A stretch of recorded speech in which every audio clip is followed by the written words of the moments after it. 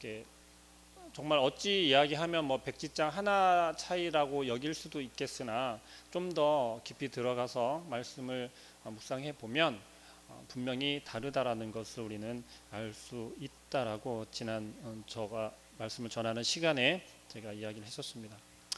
여러분들은 복음이 주는 기쁨이 무엇인지 우리의 삶 가운데서, 여러분들의 삶 가운데서 정말 느끼면서 살아가고 계신지 한번 우리들의 삶을 되돌아보기를 소망합니다. 율법과 복음을 구분하지 못하면 복음의 자유를 누리지 못하고 죄의 종의 멍에를 메고 살아가게 된다라고 제가 지난 시간에 율법과 복음을 다루면서 말씀을 드렸습니다. 복음이 주는 기쁨은 고갈되고 율법이 주는 그 부담이 성도들로 하여금 성도들의 삶을 채우게 될 때, 그 부담이 성도들의 삶을 채우게 될 때, 그렇게 될 때 우리는 무너지거나 지치고 쓰러지게 된다라고 이야기를 합니다. 그런데 오늘 우리가 함께 읽은 본문 말씀 로마서 6장 11절부터 14절에서 이야기하고 있는 이 말씀을 성령님께서 주시는 우리에게 복된 말씀으로 깨달아 알게 된다면, 그 은혜가 우리가 미친다면 이것이 복음이구나 라는 것을 다시 한번 우리가 깨달을 수 있는 시간이 되기를 소망합니다.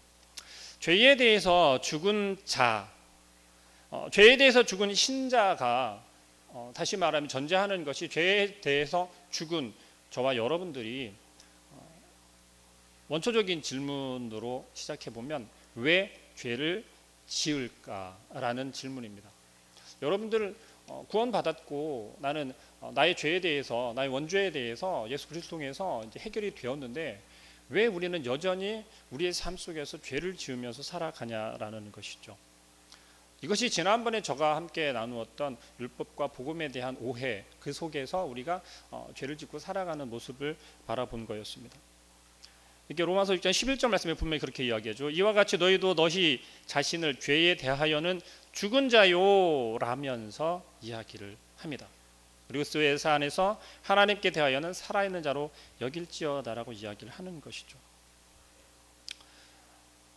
과연 우리 믿는 사람들은, 믿는 자들은 언제 내가 이런 존재가 되었다라고 여겨야 할까요? 아니, 내가 과연 이런 죄에 대하여서는 죽었고 그리스도 예수 안에서 하나님께 대하여는 살아있는 자다라는 고백이 되어질까요? 아마 조금 나의 신앙에 대해서, 우리의 신앙에 대해서 고민하고 계속해서 질문을 던진다면 이런 질문을 아마 하루에도 수십 번씩 던질 수도 있을 것입니다. 우리가 죄로 여기는 것이 우리의 삶 가운데 여전히 존재하기 때문에 그렇습니다. 우리의 삶 속에서 여전히 나는 죄를 짓고 살아간다라는 것을 떨쳐버릴 수 없기 때문에 그렇습니다. 그게 현실이기도 하고요. 오늘 우리가 함께 나누고자 하는 것은 이것입니다. 죄로 너희 죽을 몸을 지배하지 못하게 하여라고 하는 말과 12절 말씀에서 이야기하고 있는 그러므로 너희는 죄가 너희 죽을 몸을 지배하지 못하게 하여라고 이야기하는 것, 그리고 14절 말씀에서 이야기하는 죄가 너희를 주장하지 못하리니 라고 하는 말씀, 이 두 구절을 가지고 신자들의 삶 가운데 과연 이 죄라고 하는 것, 우리를 계속해서 괴롭히고 있는 그것에 대해서 조금을 나누어 보고자 합니다. 14절에서 이야기하는 죄가 너희를 주장하지 못한다라고 말하면서 12절에서는 뭐라고 이야기합니까? 죄가 죽을 몸을 지배하지 못하게 하라고 이야기를 합니다. 어찌 보면 좀 모순된 말을 하고 있는 것 같아요. 죄가 너희를 주장하지 못한다라고 이야기를 하는데 12절에서는 죄가 죽을 몸을 지배하지 못하게 하라고 이야기를 하고 있거든요. 이 두 구절의 차이는 아마 이 단어에서 찾아볼 수 있을 것입니다. 죽을 몸이라고 칭하는 것과 너희라고 부르는 것을 우리가 구별한다면, 그렇다면 12절과 14절에서 이야기를 하는 것을 우리가 조금은 이해하지 않을까라고 보여줍니다. 14절에 너희는 신자의 본질적인 인격과 존재를 가리키는 것으로 우리가 해석을 하고 그리스도 안에 있는 신자를 지칭한다라고 이해할 수 있겠습니다. 죄가 너희를 주장하지 못하리니, 죄가 누구를 주장하지 못한다고요? 그리스도와 연합한 자를 이야기를 하는 거예요. 그리스도로 옷 입은 자들을 죄는 어떻게 한다고요? 주장하지 못한다라는 것이죠. 이것을 또 뭐라고 이야기를 하냐면 너희가 법 아래 있지 아니하고 은혜 아래에 있다라고 설명을 합니다. 청년부에서는 설교를 한번 한 적이 있었던 내용인데요. 법 아래 있다라고 하는 것은 말 그대로 율법 아래 있다라는 것이에요. 모세의 율법 아래 있다라고 하는 것을 우리는 법 아래 있다라고 신약에서는 이야기를 합니다. 그런데 바울은 뭐라고 이야기를 하냐면 법 아래 있지 아니하고 은혜 아래 있다라는 것이에요. 이것은 결국 무엇입니까? 은혜로 우리에게 보내주신 것이 바로 예수 그리스도라는 것입니다. 우리에게 구원이 허락되어진 것은 그 은혜로 말미암아 우리에게 주어졌다라는 것이에요. 다시 말하면 율법 아래에서 우리가 메인바 된 삶을 사는 것이 아니라 은혜 아래 살아가는, 은혜로 우리가 살아간다라는 것이에요. 하나님을 믿고 예수 그리스도를 믿음으로써 하나님을 아빠 아버지라고 고백하는 그리스도와 연합한 자들, 지금으로 말하면 신자들은 율법을 쫓아가는 것이 아니라, 율법을 쫓아 살아가는 것이 아니라 은혜 안에 살아간다라는 것이에요. 오직 예수 그리스도, 하나님께서 우리를 의롭다라고 칭해 주신, 정말 값없이 자격 없는 우리들을, 죽을 수밖에 없는 우리들을, 죄의 종으로 살아갈 수밖에 없는 우리들을 하나님께서는 그저 은혜로 부르시고 선택하시고 우리에게 구원을 허락해 주셨다라는 겁니다. 그 은혜 아래 살아가기 때문에 이제는 뭐예요? 법 아래 있지 않다라는 거예요. 그것이 우리들의 신자, 지금 우리가 살아가고 있는 저와 여러분들은 우리의 삶 가운데 그것이 체험되고 있어야 한다라는 게 오늘 이 말씀입니다. 여러분들 과연 정말 나의 삶 가운데 이것이 체험되어지나요? 이 체험된다라고 또 이야기를 하면 뭐 행위를 생각할 수도 있고 막 그런데요. 그런 논지가 아니고요. 하나님을 내가 아빠 아버지라고 고백할 수 있는 그 자격이 주어진 거예요. 그 어떤 자격이에요? 내가 하나님의 아들이 되었단 말이에요. 자녀가 되었단 말이에요. 그 자녀된 삶을 살아가고 있냐라는 것입니다. 얼마나 내가 하나님의 자녀로, 하나님의 아들로, 딸로 살아가고 있는 것이 믿어지냐라는 거예요. 그것이 나에게 주어진 은혜라는 것이 믿어지냐라는 것입니다. 아니, 그것이 은혜라는 것을 느끼면서 살아가냐라는 거예요. 만약에 정말 그것이 느껴지고 그것이 우리가 하루하루를 살아가는 것이, 내가 하나님의 자녀로 살아가는 것이 하나님의 은혜다라는 것이 느껴진다면, 정말 저와 여러분이, 아니 여러분들의 삶 속에서 그것이 정말 느껴진다면 이 말씀은 이미 우리에게서, 저와 여러분 삶 속에서 녹아져 내린 거예요. 그럼 더 이상 이야기하지 않아도 된다라는 것이죠. 바울도 마찬가지인 거예요. 그런데 왜 계속해서 이야기를 할까요? 왜 우리에게 계속해서 말씀하고 계실까요? 도대체 죄에 대해서 죽었다라고 이야기하는 것과, 나는 죄에 대해서 죽었다라고 고백했고 하나님의 자녀라고 고백했는데, 내가 그것을 믿는데, 그것이 은혜라고 믿는데, 도대체 나는 왜 우리의 삶에서 죄를 지으며 살아갈까요? 도대체 왜 그럴까요? 이것을 우리는 또 이렇게 이야기합니다. 아직까지 내 안에 옛사람이 살아있기 때문에 그렇다라는 것이죠. 만약에 내 안에 아직까지 옛사람이 살아있다면, 저도 그렇게 이야기합니다. 가까운 사람들과 이야기할 때 이렇게 좀 화도 내고요, 막 성질도 내고요, 욱하기도 하고요. 아직 옛사람 다시 기어 올라오는 것 같아, 막 그렇게도 이야기를 합니다. 그런데 정말 나는 아직 옛사람이 죽지 않았어 라면서 다시 우리의 옛사람을 끄집어내어서 지금의 우리의 삶 가운데 드러내면서 살아가시는 분이 계신가요? 만약에 그렇다면 정말 문제입니다. 진짜 문제예요. 그런데 성경에서는 뭐라고 얘기를 하냐면 계속해서 우리의 옛사람을 끄집어내고 있다라는 거예요. 그런데 거기에도 오해가 있다라는 것입니다. 우리의 옛사람은 어떻게 된 것입니까? 우리가 옛사람이라고 이야기를 하는 것을 성경에서는 뭐라고 이야기를 하냐면 율법 아래에 있던 그 옛사람을 이야기를 하는 거예요. 율법 아래 살아가고 있었던, 그 율법을 의지하면서 쫓으면서 살아갔었던 그 옛사람을 이야기한다는 것이에요. 근데 그때 옛사람은, 그때 지칭했던 옛사람은 육체적인 우리 옛 본성, 우리가 가지고 있었던 정욕들, 그런 것들을 가리키는데, 그것을 우리가 어떻게 표현하기도 하냐면 아담과 연합한 사람, 아담과 연합된 사람, 아담 안에 살던 사람, 원초적인 사람, 원초적인 우리의 모습을 이야기를 한다고 그래요. 아담과 연합한 사람이라는 것은 무엇입니까? 무엇을 의미하죠? 성경에서 아담을 이야기를 할 때 우리에게 주어진 가장 첫 번째 원죄를 이야기를 하잖아요. 결국 아담 안에 있다라고 하는 것은 우리가 그 원죄 안에 태어나고 그 죄를 가지고 태어난 우리의 모습을 이야기한다는 것이죠.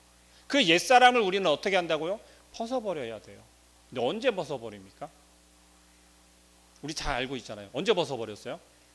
예수 그리스도가 십자가에 못 박아 죽으시는 그 순간, 우리의 옛사람도 예수 그리스도와 함께 십자가에 못 박아 죽은 것이에요. 그걸 믿으시길 바랍니다. 나의 옛사람은 이미 예수 그리스도와 함께 십자가에 못 박아 죽었어요. 우리가 죄의 문제가 해결이 되었다라는 것은 바로 예수 그리스도가 십자가에 못 박아 죽으실 때 나의 옛사람도 예수 그리스도와 함께 십자가에 못 박혀 죽었다라는 것을 믿는 그때인 것입니다. 그럼 지금 여전히 우리의 옛사람이 살아있다라는 것은 뭐예요? 모순된 건가요? 잘못된 건가요? 그때 죽지 않은 건가요? 이제 좀 다른 이야기이기는 하지만 우리가 자꾸만 옛사람으로 돌아가려 한다라는 것이죠. 왜요? 힘드니까요. 청년들 설교 때는 이렇게 이야기를 했습니다. 십자가에 못 박아서 죽어야 되는데 내가 힘드니까 자꾸 도망가는 거예요. 예수님께서는 십자가에 못 박아 죽으실 때, 그 못 박일 때 못이 박히고 창에 찔리면서 피 한 방울 흘릴 때 고통스럽고 아팠지만, 괴로웠지만 참으셨단 말이에요. 왜요? 우리를 사랑하셔서. 그런데 우리는 주님을 내가 사랑합니다, 내가 함께 죽겠습니다 라고 했는데 어떻게 됐어요? 베드로처럼 부인하는 거예요. 도망가는 거예요. 제자들처럼 도망가는 거예요. 나 힘들어서 못 죽겠습니다, 난 도저히 감당할 수 없습니다 라는 거예요. 우리 그만큼 연약하다라는 거죠. 방법이 없습니까 그러면? 아니요. 성경에선 방법을 친절하게도 가르쳐주고 있다라는 것이죠. 그 방법은 결국 우리의 힘으로는 안 된다는 것입니다.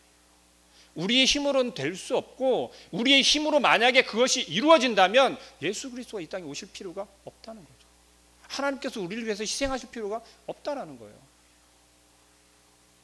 우리의 마음 가운데는, 우리의 삶 가운데는, 우리의 의지 가운데는 그런 교만이 아직 가득 차 있다는 것입니다.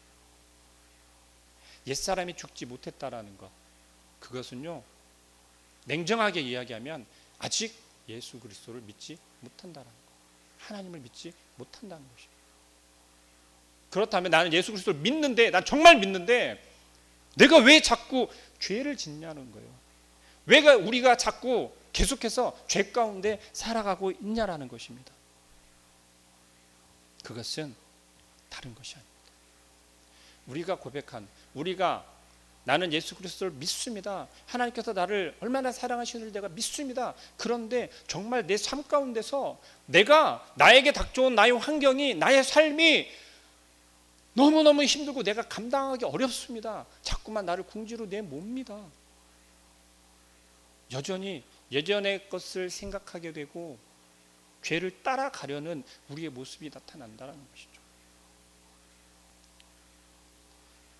그런데 성경에서는 뭐라고 이야기를 하냐면요, 14절 말씀 우리가 주목해서 보시면 죄가 너희를 주장하지 못하리니 라고 이야기를 해요.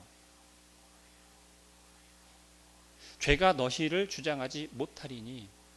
신약 성경에서 헬라어가 사용되어질 때 이런 의미가 있습니다. 영어를 하시는 분들은 조금 알 텐데, 이게 직설법이 있고 명령법이 있어요. 직설법은 뭐냐면요, 그냥 이게 명령보다 좀 더 강해요. 명령법은 뭔가를 해야 하고 이것을 해라 했을 때 되는 것이지만, 직설법은 이미 끝난 거예요. 하지 않으면 안 되는 거예요. 되어지면 안 되는 거라는 거죠. 안 되어지면 안 된다라는 거예요.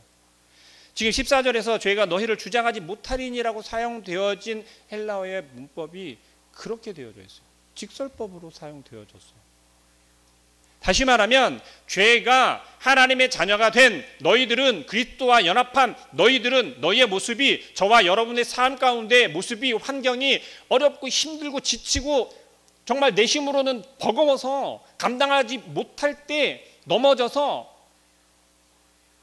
순간순간 하나님을 등지고 하나님의 말씀을 어기며 살아갈 텐데 그러한 모습 속에서도 뭐라는 거냐면 죄가 그러한 저와 여러분들을 주장하지, 여기서 주장한다라고 하는 표현은 어떤 것이냐면 주인이 된다라는 거예요. 내 마음대로 한다는 거예요. 죄의 의지대로 움직여지게 한다라는 거예요. 그런데 그렇게 하지 못한다라는 거예요. 그렇게 될 수 없다라는 거예요. 만약에 그렇게 된다면 온전히 그리스도와 연합한 사람이 아니다라고 이야기를 하고 있습니다. 12절 말씀에서 여전히 너희의 죽을 몸을 지배하지 못하게 하라고 이야기를 하는, 우리가 함께 읽은 본문 말씀에서는요 조금 유심히 보아야 할 게 어떤 거냐면 이전에는 각자 각 사람에 대해서 이야기를 하고 있어요. 한 사람 한 사람에 대해서.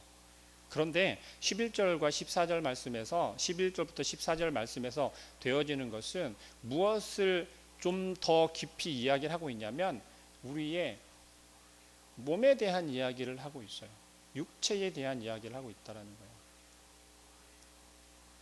이걸 조금 쉽게 이야기를 한다면 죄의 몸은 이다라고 표현하고 있고요. 지체는 이다라고 표현을 하고 있어요. 그리스도와 연합된 우리는 어떻게 됐습니까? 주님께서 예수 그리스도께서 십자가에서 죽으셨다가 부활하실 때 우리는 어떻게 되는 거예요? 우리도 예수님께서 부활하심과 마찬가지로 새 사람으로 어떻게 되는 거예요? 다시 태어났어요. 새 사람이 되었다고요. 십자가에 달려 죽으신 그 예수 그리스도와 함께 내 옛사람이 죽고 이제는 내가 어떤 사람이요? 새 사람이 되었다라는 거예요.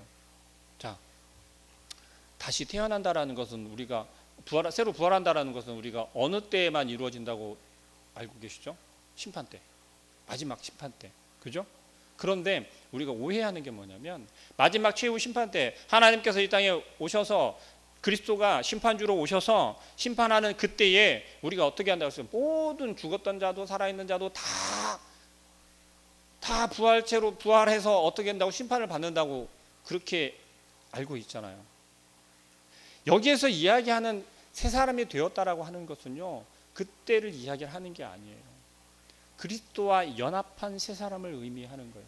다시 말하면 하나님의 자녀가 된 그 새 사람을 이야기를 한단 말이에요. 아담과 연합되어서 율법에 종됐고 율법에 얽매여 있었던, 죄에 얽매여 있었던 그런 우리의 옛 모습, 옛 사람을 이야기하는 게 아니라 이제는 그러한 것들은 다 십자가에 달려 죽였고 예수 그리스도가 다시 부활하는 그 부활과 함께 우리는 다시 어떻게 됐어요? 새 사람으로 태어났다. 우리의 이 외모가 바뀌었다라는 거예요? 아니요. 우리의 속사람. 이것을 성경에서는 우리의 영혼이다라고 이야기를 하죠. 어떻습니까? 나의 삶은 여전히 죄악된 세상 속에서 내가 범죄하고 있고 내가 죄를 범하고 있고 하나님 말씀에 순종치 못하는 삶을 살아가고 있으니 나는 온전한 자가 아니고 하나님 앞에 바로 설 수 없는 자라고 혹시 낙심하고 계십니까?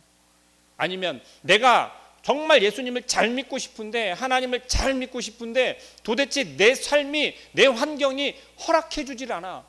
이 땅을 살아가야 되는데 우리에게 주어진 삶을 살아가는 것도 하나님 명령인데 도저히 타협하지 않을 수가 없어. 정말 나는 안 되나 봐. 나는 부끄러운 자인가 봐. 하나님 앞에서 뿐만이 아니라 어디에서요? 공동체 안에서도 나는 부끄러운 자야. 내가 무슨 말을 해? 내가 무슨 봉사를 해? 혹시 그런 마음을 가지고 계십니까? 그런데 바울은요, 그것은 너무 당연한 거다라고 이야기를 합니다. 왜요? 우리의 몸은 이 땅을 살아갈 수밖에 없다는 거예요. 이 땅을 살아가게 하는 것이 누구의 계획이에요? 하나님의 계획이라는 것이에요. 여러분, 하나님의 경륜이라고 하는 것, 그것 혹시 생각해 본 적이 있으실까요? 제가 하나님의 경륜에 대해서 한 지금 오늘까지 세 번째 정도 이야기를 하는 것 같은데요.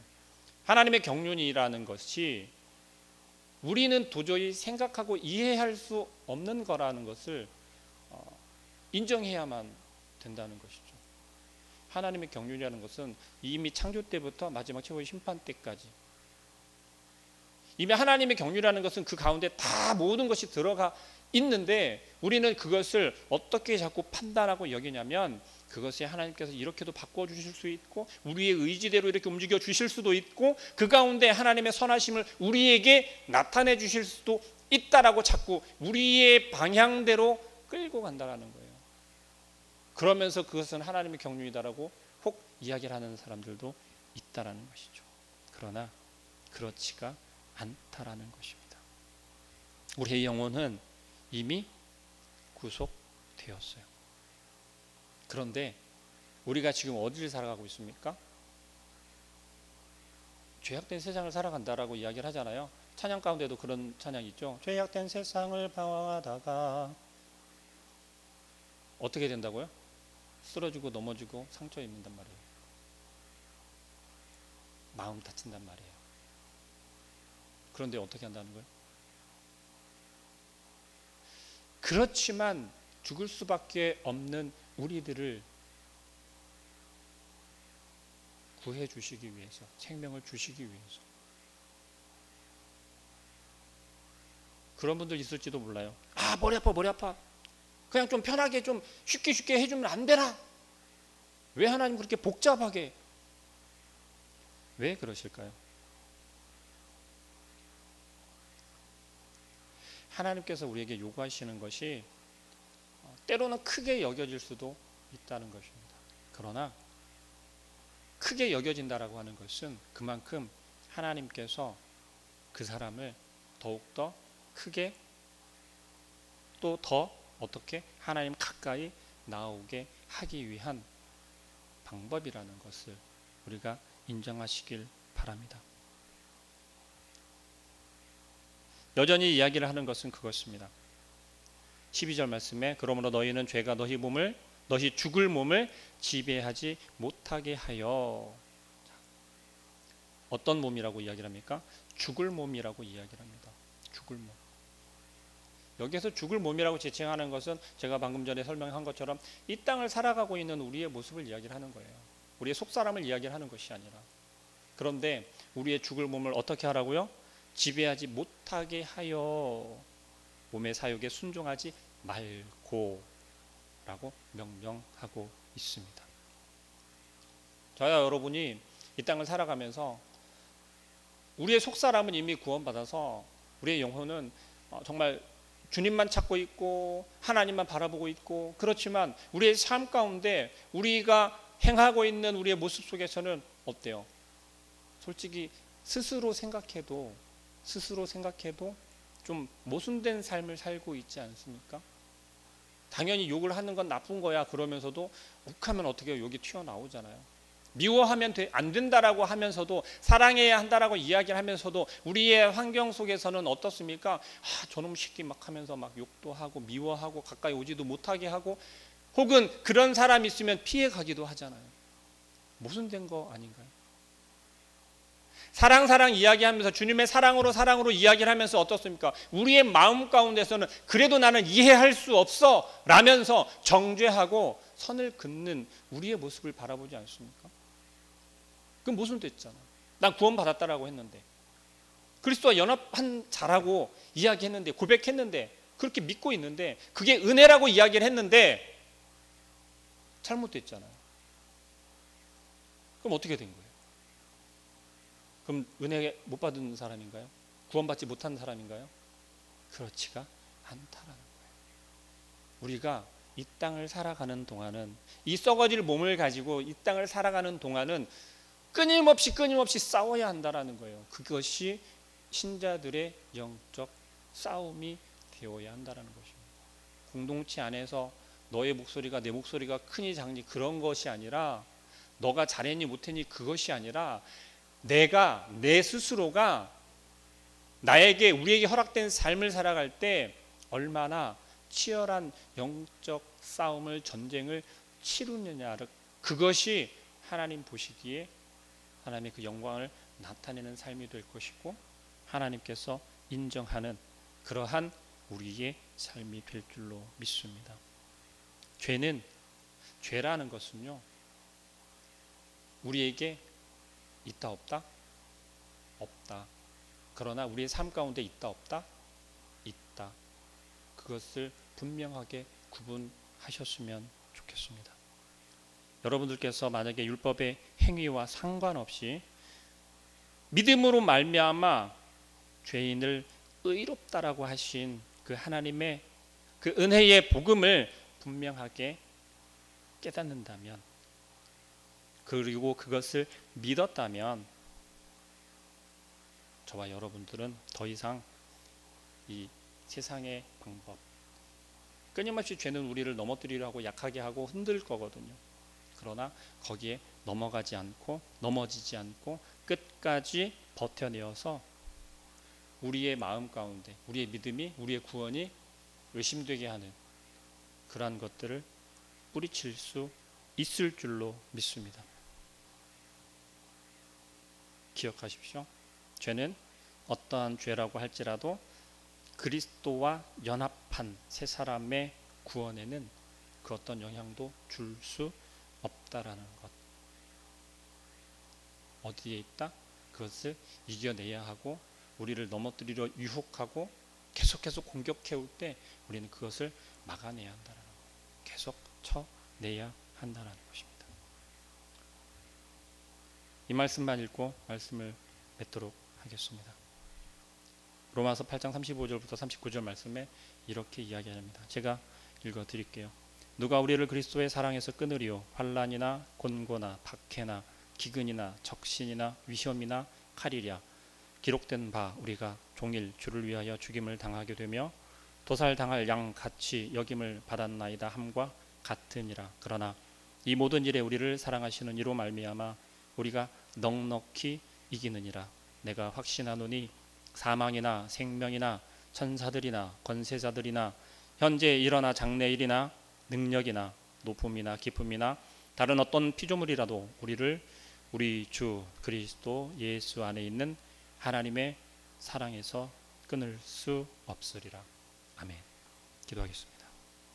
사랑하는 하나님, 오늘 우리에게 주시는 이 말씀을 가지고 우리가 우리의 삶 가운데 나는 정말 누구이며 어떤 자인지를 분명히 깨달아 알게 하여 주옵소서. 하나님께서는 우리에게 아무런 값없이 은혜로 허락하여 주신 그 귀한 생명을 우리가 하찮게 여기지 않게 하여 주시고, 우리가 한번 주님을 인하여서 옛사람은 이미 십자가에 못 박아 죽었고 주님과 함께 새 사람이 되었음을 믿게 하시고 아버지 하나님 앞에 바로 고백할 수 있도록, 온전히 아버지 하나님의 자녀로 살아갈 수 있도록, 그래서 우리가 살아가는 이 땅 가운데 수많은 죄악된 환경과 상황들 속에서 그러한 것들에 타협하지 아니하고 지지 아니하고 그런 유혹들을 담대히 뿌리칠 수 있는, 나를 어떻게 할 수 없다라고 하는 담대한 믿음으로 이겨낼 수 있는 귀한 주의 백성 되게 하여 주옵소서. 예수 그리스도의 이름으로 기도합니다. 아멘. 우리 시간에 함께 찬양할 때 우리 나 같은 죄인 살리신 우리 함께 찬양할게요.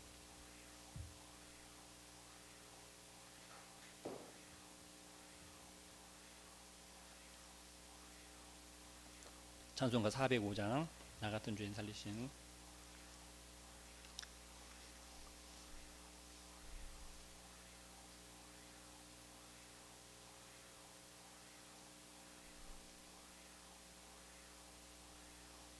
죽을 수밖에 없는 우리들이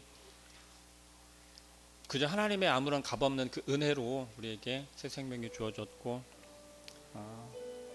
우리가 그 생명을 얻었음에도 불구하고 살려달라고 부르짖는 것은 여전히 나에게 생명이 주어